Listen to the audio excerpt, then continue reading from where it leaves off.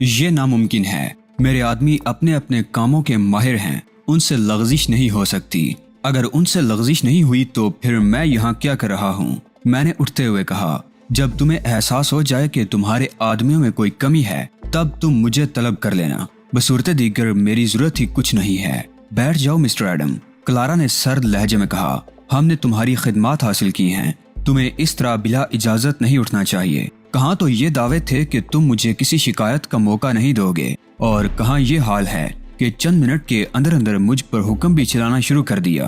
میں نے طنزیہ لہجے میں کہا اور کلارا فوراً ہی سنبھل گئی۔ مجھے افسوس ہے، اس نے بھرائی ہوئی آواز میں کہا۔ میرا رویہ واقعی نامناسب تھا، مگر میں کیا کروں؟ علی یار خان کے ذکر پر میرا دوران خون تیز ہونے لگتا ہے اور خود پر قابو پانا دشوار ہو جاتا ہے۔ میں دوبارہ بیٹھ گیا۔ کوئی بات نہیں کلارا، میں نے ہمدردانہ انداز میں کہا، میں تمہاری اس کیفیت کو سمجھ سکتا ہوں، لیکن کامیابیاں حاصل کرنے کے لیے اپنی خامیوں پر نظر ہونا بھی تو ضروری ہے۔ تم ٹھیک کہہ رہے ہو، واقعی یہ محض اتفاق نہیں ہو سکتا۔ ضرور ان دونوں مردودوں سے کوئی غلطی ہوئی ہوگی۔ ہم انہیں بڑے بڑے معاوضے دیتے ہیں اور یہ معمولی ذمہ داریاں بھی پوری نہیں کر سکتے۔ دل شکستہ ہونے کی ضرورت نہیں، میں تمہارے تمام کام نمٹا دوں گا، لیکن میرا خیال ہے کہ پہلے تم رینا سالومن سے نمٹنا پسند کرو گی۔ مجھے یقین نہیں آتا کہ ہم کبھی رینا سالومن کا سراغ بھی لگا سکیں گے۔ اس نے تم سے فون پر بات کی تو کیا تم نے اس کا نمبر ٹریس کرنے کی کوشش نہیں کی؟ وہ بہت چالاک ہے، ٹیلی فون بوتھ سے بات کرتی ہے، اور وہ بھی مختلف جگہوں سے۔ میں نے شہر بھر کے ٹیلی فون بوتھوں کے گرد اپنے آدمی پھیلا دیے ہیں تاکہ وہ جہاں سے بھی بات کرے ہمارے آدمیوں کی گرفت میں آ جائے۔ لیکن معلوم ہے اس کا نتیجہ کیا ہوا؟ ہمارا ایک آدمی مارا گیا اور اس کے بعد اس نے مجھ سے ٹرانسمیٹر پر بات کی۔ میں حیران ہوں کہ اسے میری فریکوینسی کا علم کس طرح ہوا۔ کہیں ایسا تو نہیں کہ رینا سالومن تمہارے آدمی ڈیوڈ ریان کی زبان کھلوانے میں کامیاب ہو گئی ہو اور اس کے ذریعے اس نے تمہاری فریکوینسی معلوم کر لی ہو؟ رینا نے ڈیوڈ سے میری بات کرائی تھی۔ ڈیوڈ کے لہجے میں جو تازگی تھی، اسے قطعی نہیں معلوم ہوتا تھا کہ اس پر تشدد کیا گیا ہے۔ لیکن اگر یہ بات درست تسلیم کر لی جائے تب بھی یہ سوال تو اپنی جگہ قائم رہے گا کہ رینا سالومن کو ایسی دوسری بہت سی باتیں کس طرح معلوم ہوئیں جو چند افراد کے سوا کسی کے علم میں بھی نہیں تھی۔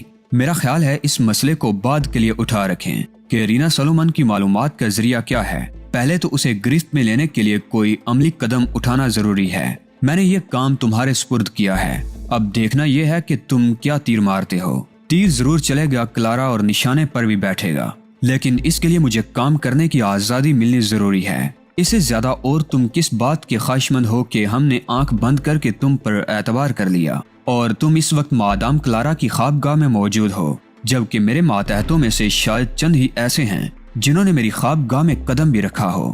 وہ ٹھیک کہہ رہی تھی، اس نے واقعی مجھ پر آنکھ بند کر کے اعتبار کیا تھا، لیکن یہ مجھ پر کوئی احسان نہیں تھا، اس نے اپنی غرض کے لیے ایسا کیا تھا۔ میں علی یار خان نہ ہوتا تب بھی مجھے اس سے ہمدردی نہ محسوس ہوتی۔ یہاں تو خیر معاملہ ہی دوسرا تھا۔ اس کی حیثیت میرے لیے ایک نشانے راز سے زیادہ کچھ نہیں تھی، وہ میری منزل نہیں تھی۔ مجھے تو اسے روندتے ہوئے آگے بڑھ جانا تھا، لیکن میں جانتا تھا کہ ابھی اسے روندنے کا وقت نہیں آیا، ابھی تو مجھے تحمل کا مظاہرہ کرنا تھا۔ کچھ عجب نہیں تھا کہ رینڈل خود وہاں موجود ہوتا اور میری ایک ایک حرکت اس کی نظر میں ہوتی۔ کلارا نے بغیر کسی مضبوطی کے تو مجھے اپنی خوابگاہ میں طلب نہیں کر لیا ہوگا۔ میں نے اسے دیکھ کر جس وارفتگی کا مظاہرہ کیا تھا، اس کے بعد تو میرا یہاں طلب کیا جانا ایک تیر سے دو شکار کرنے کے مترادف بھی ہو سکتا تھا۔ میں یہ تسلیم کرنے پر آمادہ نہیں تھا کہ میں یا کوئی اور اجنبی خواہ وہ کتنا ہی باصلاحیت کیوں نہ ہو، یوں یک معتبر ہو سکتا ہے، اور وہ بھی ایگلز کے کارندوں کی نظروں میں۔ یقیناً یہ بھی کوئی امتحان ہی تھا۔ میدان عمل میں اتارنے سے قبل میری ہر طرح سے آزمائش کی جا رہی تھی۔ کہیں ایسا تو نہیں کہ میں اپنی اوقات بھول کر کلارا کے ساتھ دست درازی پر اترا ہوں۔ وہ اتنی ہی حسین تھی کہ ذرا سا موقع ملنے پر کوئی بھی آپے سے باہر ہو سکتا تھا، اور پھر میرے ساتھ اس کا انداز جس قسم کی بے تکلفی لیے ہوئے تھا، بلکہ ایک اعتبار سے ترغیب آمیز بھی تھا۔ اس کے پیش نظر میرے لیے یہ اندازہ کرنا زیادہ مشکل نہیں تھا کہ ابھی میں آزمائشی مراحل میں ہوں۔ یہ بھی ممکن تھا کہ میں دست درازی تو نہ کرتا مگر اسے لوٹنے کی کوشش کر بیٹھتا، مگر میں اتنا احمق تھا کب؟ میرے سامنے تو بڑے بڑے مقاصد تھے، میں ٹھنڈا کر کے کھانے کا عادی تھا۔ بالفرض میرے اندازے غلط ہوتے اور اسے ہلاک کرنے کا موقع ہوتا تب بھی میں یہ حماقت نہ کرتا۔ آخر مجھے یہاں سے باہر بھی تو نکلنا تھا۔ میں حاکمانہ رویہ برداشت نہیں کر سکتا کلارا، لیکن اس کا یہ مطلب بھی نہیں کہ میں کسی قسم کی بےہودگی کروں گا۔ بس میں یہ چاہتا ہوں کہ میرے ساتھ دوستوں جیسا برتاؤ کیا جائے۔ تم مجھے ملازم سمجھو گی تو میں تمہارے لیے کچھ نہیں کر سکوں گا۔ میں نے کب تمہیں ملازم سمجھا ہے؟ وہ میرے قریب کھسک آئی۔ میں تمہیں بہترین دوست کا درجہ دوں گی۔ تمہیں مجھ پر ہر وہ اختیار حاصل ہوگا جو ایک دوست کو دوسرے دوست پر ہوتا ہے۔ تم نے میری بات کا غلط مطلب لیا ہے۔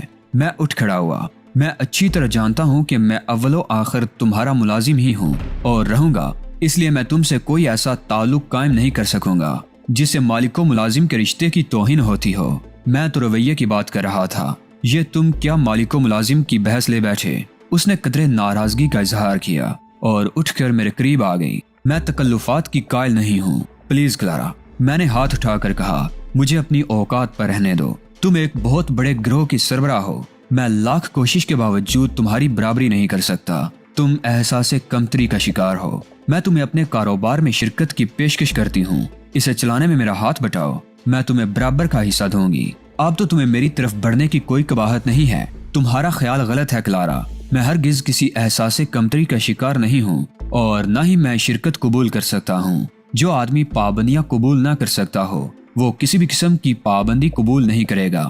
مجھے نہیں معلوم تھا کہ کبھی وہ شخص بھی مجھے ٹھکرانے کی جرت کرے گا جسے میں پہلی نظر میں پسند کر لوں گی۔ کلارا نے پیر پٹک کر کہا، کیا تمہاری نظروں میں میں اس قابل نہیں ہوں کہ تم میرا دل رکھنے کے لیے ہی میری پذیرائی کر سکو؟ جتنا تم نے مجھے پسند کیا ہوگا اس سے کہیں زیادہ میں نے تمہیں پسند کیا ہے کلارا، لیکن میں ایک وقت میں ایک ہی رشتے کا قائل ہوں اور میں اپنا یہ اصول کسی قیمت پر بھی توڑنے کے لیے تیار نہیں۔ یہ میرا اٹل فیصلہ ہے۔ اب تم بھی مجھے اپنے فیصلے سے آگاہ کر دو۔ کوئی بات نہیں مسٹر ایڈم۔ اس نے ایک طویل سانس لی اور واپس صوفے پر جا کر بیٹھ گئی۔ اگر تم کاروباری گفتگو ہی کرنا چاہتے ہو تو سب سے پہلے یہ طے کرنا ہوگا کہ تم کس کام کا کتنا معاوضہ لوگے۔ اب ان باتوں کا وقت گزر چکا ہے۔ میں اس کی آنکھوں میں دیکھتے ہوئے مسکرایا۔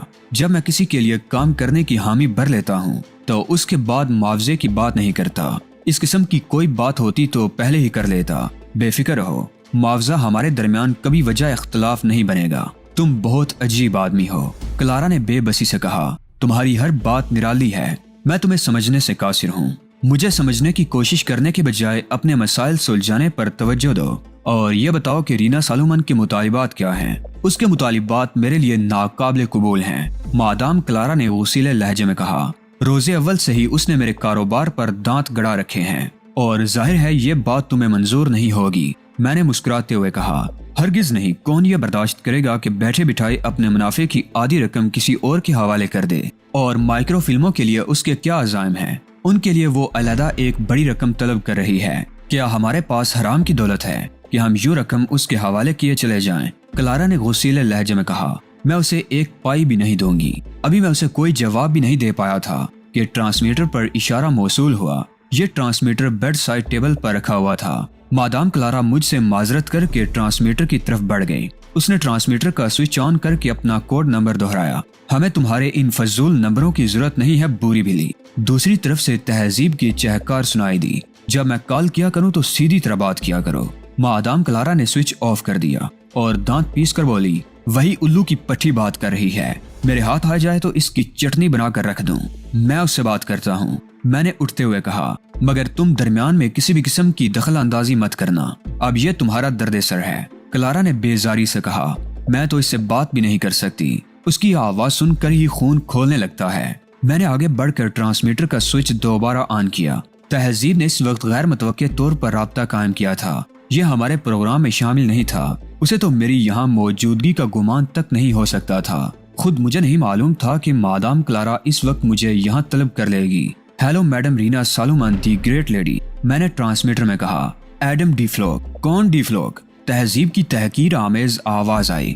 بوری بلی کو بلاؤ، وہ کیوں دم دبا کر بھاگ گئی؟ میں نے بڑی مشکل سے اپنی ہنسی روکی۔ تہذیب کا انداز اس قدر بے ساختہ تھا کہ ہنسی روکنا مشکل ہو گیا تھا اور کلارا نے اس کی بات سن کر دانت پیسے تھے اور اپنے ایک ہاتھ سے گھونسا بنا کر دوسرے ہاتھ کی ہتھیلی پر مارا تھا۔ میں نے ایڈم کہا تھا میڈم، میں نے ہنسی ضبط کرتے ہوئے کہا۔ ایڈم ڈی فلوک، مجھے اس سے کوئی غرض نہیں کہ تم کون سے ڈم ہو، اے ڈم یا ڈم ڈم۔ تہذیب کی آواز آئی، مجھے تو تمہاری بری بلی سے بات کرنی ہے۔ اس کی غراہٹ مجھے بہت پسند ہے۔ آپ مجھ سے ہر وہ بات کر سکتی ہیں میڈم رینا سالومن جو مادام کلارا سے کرنا چاہیں، میں نے نرم لہجے میں کہا۔ میں تہذیب سے بات کرتے وقت گھبرایا تھا، مجھے خدشہ تھا کہ کہیں وہ میری آواز سن کر بوکھلا نہ جائے، مگر اس نے جس بے ساختہ رد عمل کا اظہار کیا تھا اس کی وجہ سے میرا سر فخر سے بلند ہو گیا تھا۔ اس کے اندر واقعی بر وقت فیصلے کرنے کی صلاحیت تھی۔ میں تم سے کیوں بات کروں؟ تہذیب کا لہجہ بدستور حقارت آمیز تھا۔ میں رینا سالومن ہوں اور رینا سالومن کسی چھوٹے موٹے آدمی سے بات کرنا اپنی توہین سمجھتی ہے۔ میں مادام کلارا کے کاروبار کا نگران خصوصی ہوں، کوئی گرا پڑا آدمی نہیں ہوں۔ مجھ سے بات کر کے آپ کی توہین نہیں ہوگی۔ کیا کہا؟ تہذیب کی آواز میں چونک جانے کا تاثر تھا۔ تم کیا ہو؟ نگران خصوصی، میں نے زور دے کر کہا۔ مادام کے لیے تمام اہم فیصلے میں ہی کرتا ہوں۔ تو اس سے پہلے تم کہاں مرے ہوئے تھے؟ تمہاری وجہ سے میرا بڑا نقصان ہوا ہے۔ میں شی گرائے سے باہر گیا ہوا تھا، اسی لیے آپ کو زحمت ہوئی۔ آج ہی واپس آیا ہوں اور آتے ہی مادام نے مجھے تمام صورتحال سے آگاہ کیا تو مجھے بے حد افسوس ہوا۔ بکواس مت کرو مسٹر ایڈم، اچانک تہذیب نے سخت لہجے میں کہا۔ مجھے اچھی طرح معلوم ہے کہ نہ تو کلارا کے گروہ میں نگران خصوصی کا کوئی عہدہ ہے اور نہ ہی ایڈم فلوک نامی کوئی شخص اس کے گروہ میں شامل ہے۔ تہذیب کے ریمارکس پر مادام کلارا کا چہرہ حیرت کی زیادتی سے بگڑ گیا۔ وہ یہ کیسے برداشت کر سکتی تھی کہ کوئی اور اس کے گروہ کے بارے میں اس حد تک باخبر ہو؟ معلومات نامکمل بھی تو ہو سکتی ہیں میڈم رینا، میں نے نرم لہجے میں کہا۔ ضروری تو نہیں کہ ہم سے متعلق ہر بات آپ کے علم میں ہو، بہت سی باتیں خفیہ نوعیت کی بھی ہوتی ہیں۔ میرا جواب سن کر کلارا نے پسندیدگی سے سر ہلایا۔ رینا سالومن اس حد تک اس کے اعصاب پر سوار ہو گئی تھی کہ وہ اسے گفتگو تک کے معاملے میں شکست خوردہ دیکھنے کی متمنی تھی۔ تم اگر رینا سالومن سے واقف ہوتے تو کبھی اتنی بیہودہ بات نہ کرتے۔ کسی کے خلاف مکمل معلومات حاصل کیے بغیر میدان میں اترنا رینا سالومن کی روایات کے خلاف ہے۔ میں آپ کی اس بات پر کیا تبصرہ کر سکتا ہوں میڈم؟ میں نے بے بسی ظاہر کی۔ کچھ بھی تبصرہ نہیں کر سکتے، تمہارے منہ سے دودھ کی بو آتی ہے۔ تم نگران خصوصی بننے کے خواب دیکھ رہے ہو، پہلے آزمائشی مراحل سے تو گزر جاؤ۔ کلارا بہت بری طرح چونکی تھی اور اس کے چہرے پر اضطراب کے آثار نظر آئے تھے۔ میں نے بھی چونکنے کا مظاہرہ کیا تھا۔ میں آپ کا مطلب نہیں سمجھا میڈم، میں نے ٹرانسمیٹر میں کہا۔ کیا سمجھنا چاہتے ہو؟ تم ایک انتہائی احمق آدمی ہو۔ تم نے اپنی شارپنگ سے فاکس اسٹریٹ کو متاثر کر لیا تھا، مگر میں فاکس اسٹریٹ نہیں ہوں۔ تم نے جعلی فوجیوں کے بل پر جیمز چارلی کے شراب خانے میں گھسنے کی جرت کر لی، مگر میرے آدمی وہ ہیں جو اصل فوجیوں کو بھی خاطر میں نہیں لاتے۔ تم جیسے احمق فاکس اسٹریٹ جیسے گدھوں کو تو متاثر کر سکتے ہیں، مگر میرا نام رینا سالومن ہے۔ مجھے دھوکہ دینے کے لیے تمہیں ایک عمر کا تجربہ درکار ہوگا۔ میں نے سختی سے ہونٹ بھینچ لیے تھے۔ مادام کلارا کی حالت تو دیدنی تھی۔ وہ جو ایگلز کی مایا ناز ایجنٹ تھی اور رینڈل کی دستے راست سمجھی جاتی تھی، میں نے اور تہذیب نے مل کر اسے حواس باختہ کر دیا تھا۔ میں تو اس بات پر حیران ہو رہا تھا کہ تہذیب نے اس وقت کال کیسے کر لی، لیکن اس نے جو گفتگو کی تھی اس نے مجھے اور زیادہ حیران کیا تھا۔ مجھے یہ اندازہ تو تھا کہ تہذیب بر وقت فیصلے کر سکتی ہے، مگر یہ اندازہ بہرحال نہیں تھا کہ وہ اس حد تک صحیح سمت میں بھی قدم اٹھا سکتی ہے۔ کیا سوچنے لگے مسٹر نگران خصوصی؟ تہذیب کی طنزیہ آواز آئی۔ کہو تو یہ بھی بتا دوں کہ کراؤن کلب سے تمہیں ایک بند وین میں لے جایا گیا تھا۔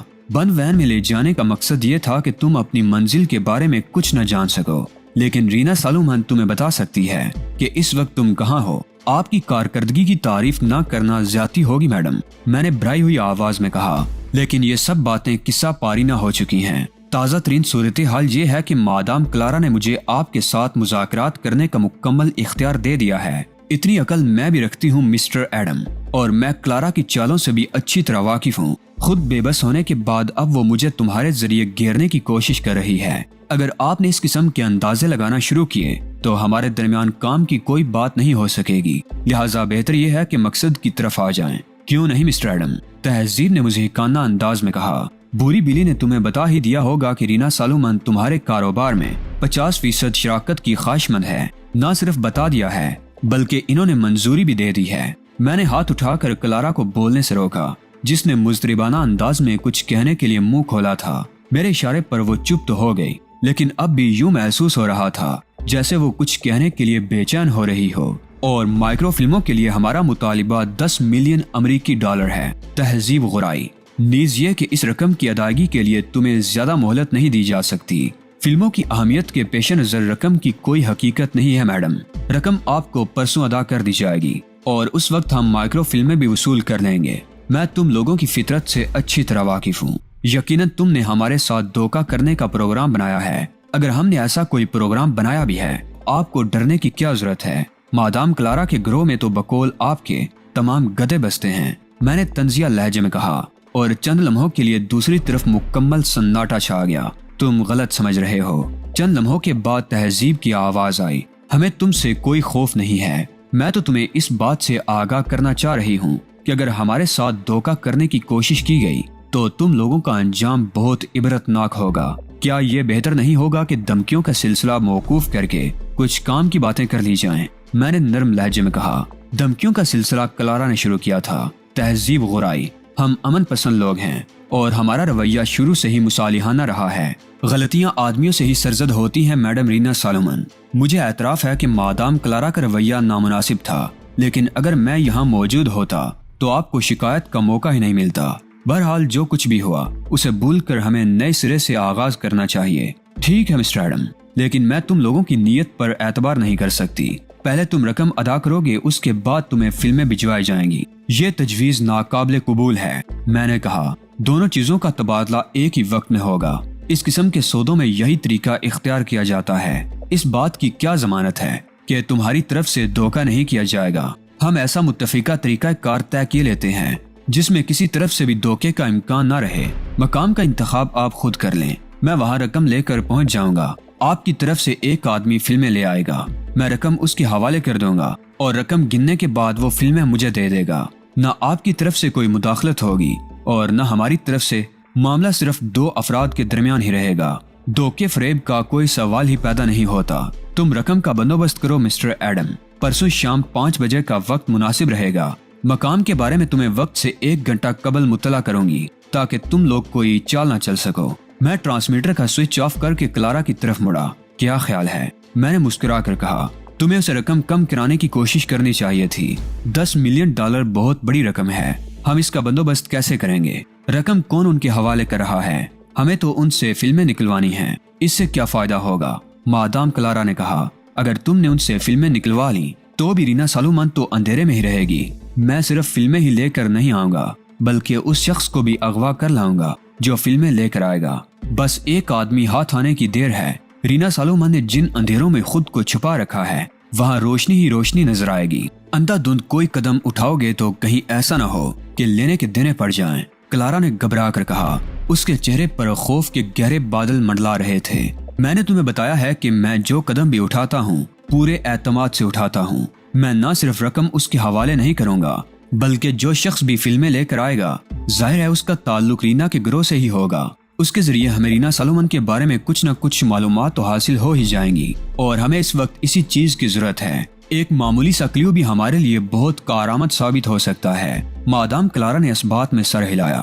اگر تم اپنی اسکیم پر کامیابی سے عمل کر گزرے تو یہ رینا سالومن کی پہلی شکست ہوگی اور اس کے بعد تو لائن ہی لگ جائے گی۔ پھر میں اسے دیکھوں گی اندھیروں میں رہ کر کام کرتی ہے۔ کلارا نے دانت پیسے۔ میں نے تم سے کہا تھا نا کہ وہ بہت چالاک ہے۔ رینا کوئی سراغ نہیں چھوڑتی۔ اب یہی دیکھ لو کہ اسے تمہارے بارے میں بھی سب کچھ معلوم ہے۔ سچی بات تو یہ ہے کہ اس وقت رینا سالومن نے مجھے بھی حیران کر دیا۔ میں نے سر ہلا کر کہا، ایسا معلوم ہوتا ہے کہ میری ہر نقل و حرکت اس کی نگاہ میں تھی۔ تم نے اس سے یہ نہیں پوچھا کہ تم اس وقت کہاں ہو؟ کلارا نے مسکرا کر کہا، مجھے کیا ضرورت ہے؟ تم اگر مناسب سمجھو گی تو خود بتا دو گی، ورنہ میں ایسی چھوٹی چھوٹی باتوں میں سر کھپانے کا عادی نہیں ہوں۔ ٹھیک ہے مسٹر ایڈم، کلارا نے ایک طویل سانس لے کر کہا، اگر تم رینا سالومن کے آدمی کو پکڑ لائے تو اپنے آخری امتحان میں بھی کامیاب ہو جاؤ گے۔ اس وقت تک تم یہی رہو گے۔ میں تمہاری رہائش کے لیے کمرہ تیار کرائے دیتی ہوں۔ نہیں کلارا، میں نے نفی میں سر ہلایا، میں جہاں رہ رہا ہوں وہیں رہوں گا۔ کوئی ضرورت ہو تو مجھے بلا لینا، ورنہ پرسوں شام 4 بجے سے قبل میں تمہارے پاس آ جاؤں گا۔ کلارا نے مجھ سے رکنے پر اصرار نہیں کیا اور مجھے اپنی ایک کار میں ہوٹل بھجوا دیا۔ اس بار اس نے مجھ سے کچھ چھپانے کی ضرورت محسوس نہیں کی تھی۔ ہوٹل واپس پہنچا تو 3 بج چکے تھے، مگر فلورا جاگ رہی تھی۔ وہ ایک صوفے پر بیٹھی سگریٹ نوشی کر رہی تھی اور اس کے سامنے ٹیبل پر موجود ایشٹرے میں سگریٹ کے ٹوٹے بھرے پڑے تھے۔ آئیے مسٹر ایڈم ڈی فلوک، مجھے دیکھ کر اس نے طنزیہ انداز میں کہا، فرصت مل گئی آپ کو؟ میں نے تم سے کہا تھا نا کہ تم میری لک ہو۔ میں نے صوفے پر بیٹھ کر جوتے اتارتے ہوئے کہا، جس کام میں ہاتھ ڈال رہا ہوں اس میں مجھے کامیابی ہو رہی ہے۔ میں کوئی بے جان چیز نہیں ہوں مسٹر ایڈم، जिसे तुमने महज अपने फायदे के लिए यहाँ लाकर डाल दिया है। फ्लोरा ने बड़े खराब लहजे में कहा, मेरे भी कुछ जज्बात और एहसासात हैं, तुम्हें इनका ख्याल करना पड़ेगा। जरूर करूंगा, मैंने बड़े इत्मीनान से कहा, मगर इसके लिए मुझे मादाम क्लारा से पूछना पड़ेगा। मालूम नहीं वो इसे पसंद करें या ना करें। क्या मतलब?